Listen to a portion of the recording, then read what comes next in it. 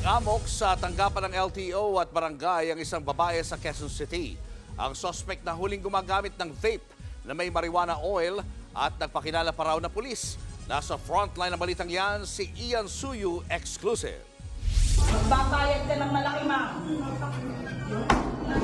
Kami tinatakot, mama.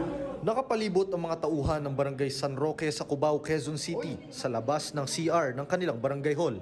Nagtago sa loob ang isang babaeng nag-aamok. Ilang saglit pa, pinagbabato ng babae ang mga nakakalat na kahoy sa mga taga-barangay.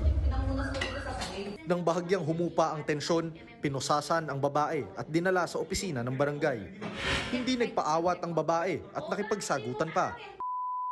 Ikaw, wala kang kwentang tao. Mamamatay yung pamilya mo ng dahil. Dinampot ng barangay ang babae matapos makatanggap ng tawag mula sa LTO na nagwawala raw siya sa loob ng opisina. Pagdating sa barangay, nahuli pa siyang gumagamit ng vape. Kinilala ang babae na si alias Kate, 29 anyos. Nakumpiska sa babae ang vape na naglalaman ng cannabis flower oil. Isang produkto mula sa cannabis at ipinagbabawal gamitin sa bansa. Bukod dyan, nakuha rin ang iba't ibang uri ng uniforme ng Philippine National Police at ng Philippine Army. Base po sa witness, nagpakilala daw pong pulis.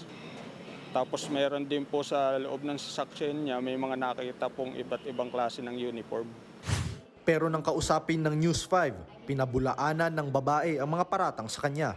Hindi ako magpapanggap na pulis. Pulis ba ako? Hindi ako pulis. Marami akong connection sa pulis na mga kaibigan ko. Nasa kustodiya na ng QCPD Station 7 si alias Kate at posibleng sumailalim sa psychological evaluation.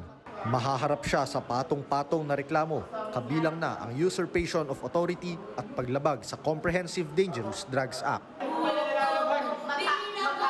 Nagbabalita mula sa frontline, Ian Suyu, News 5. Mga kapatid, Julius Babaw po. Iba na ang may alam at may pakialam sa panahon ngayon.